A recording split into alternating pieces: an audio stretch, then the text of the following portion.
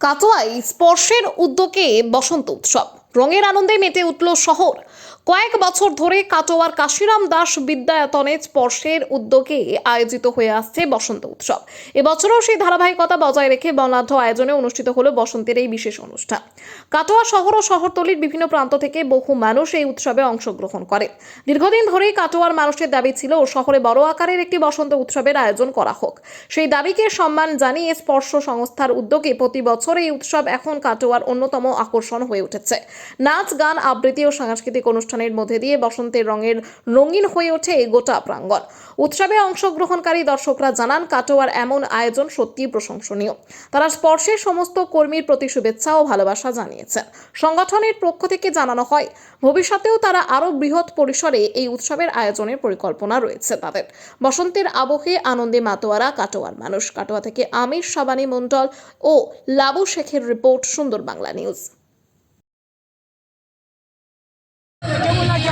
দারুণই লাগছে, খুবই সুন্দর লাগছে। আসি, টাইম স্পেন্ড করি, হোলি খেলি, ভালো লাগে। আমাদের অ্যাটমসফিয়ারটা এত ভালো থাকে প্রতি বছর। খুবই আনন্দ সহকারে আমরা এখানে রং খেলি, অনুষ্ঠান করি, রাতে ফাংশন হয়, আমরা আসি।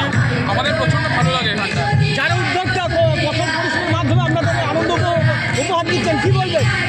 আমি তাদের বলতে চাই, তারা যেন এই ধরনের উপহার আমাদের প্রতি বছর বছর দিতে পারে। আমরা যেন আরও আনন্দ করতে পারি, কাটোয়াবাসী যেন আরও আনন্দ করতে পারে। আমার নাম শরদিন্দু মণ্ডল। আপনার নাম কি? আমার নাম সম্রাট বিশ্বাস। ভাই, কোথা থেকে এসেছো তোমরা? আমরাই পানোয়ার থেকে। এই তো পানোয়ার থেকে এসেছি, ভালো লাগছে খুব। Thank you. আজকে কাদের উদ্যোগে বসন্ত উৎসব পালিত হচ্ছে? কাদের উদ্যোগে? কোথায় হচ্ছে এটা? এটা কেডিআই মাঠে হচ্ছে, কাশিরাম দাস বিদ্যায়তনে।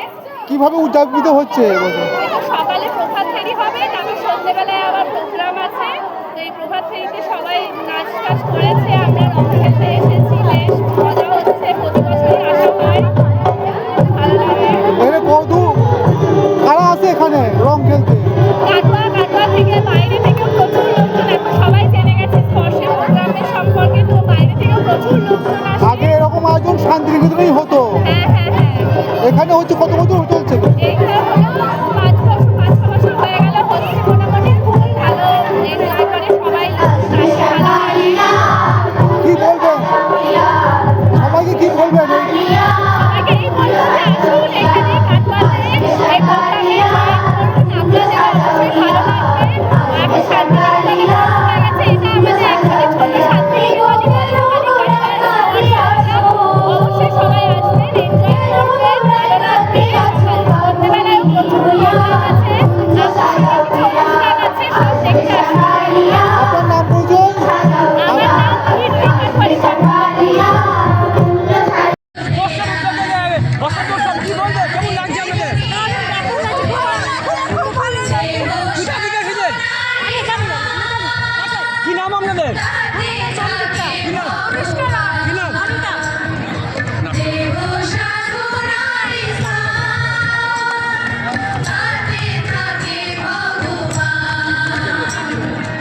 পূর্ব বর্ধমান জেলার গোটা রাজ্যে যেভাবে বসন্ত উৎসব পালিত হয় বিভিন্ন বড় বড় অনুষ্ঠানের মাধ্যমে, ঠিক কাটোয়া স্পর্শের উদ্যোগে কয়েক বছর ধরে এই যে আমরা কঠিন পরিশ্রমের মাধ্যমে যারা বসন্ত উৎসবে এসেছে তাদের আনন্দ দিচ্ছেন, কেমন লাগছে আমাদের?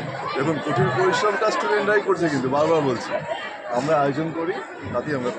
রাজ্যের বিভিন্ন প্রান্তে বসন্ত উৎসব পালিত হতো, কিন্তু কয়েক বছর ধরে আপনাদের উদ্যোগে, স্পর্শের উদ্যোগে যে একটা বসন্ত উৎসব পালিত হয়েছে, কেমন লাগছে? সেটা প্রধানত আমাদের এখানকার যারা মানুষ আছেন তাদেরই দাবি ছিল, এবং সেটা আমরা চেষ্টা করছি আর বড় করার। পরবর্তীকালে আপনাদের আর কি কর্মসূচি আছে? পরবর্তীকালে সবাই চাইবে যে বসন্ত উৎসব আরও বড় হোক। বৈকালে কী কর্মসূচি আছে? বৈকালে আছে হোলি ফেস্টিভ্যাল। কি হচ্ছে?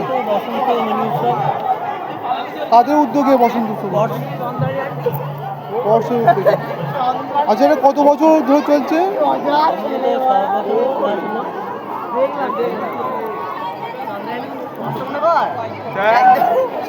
সবাইকে কি বলবে, বার্তা কি দেবে এই বসন্তের?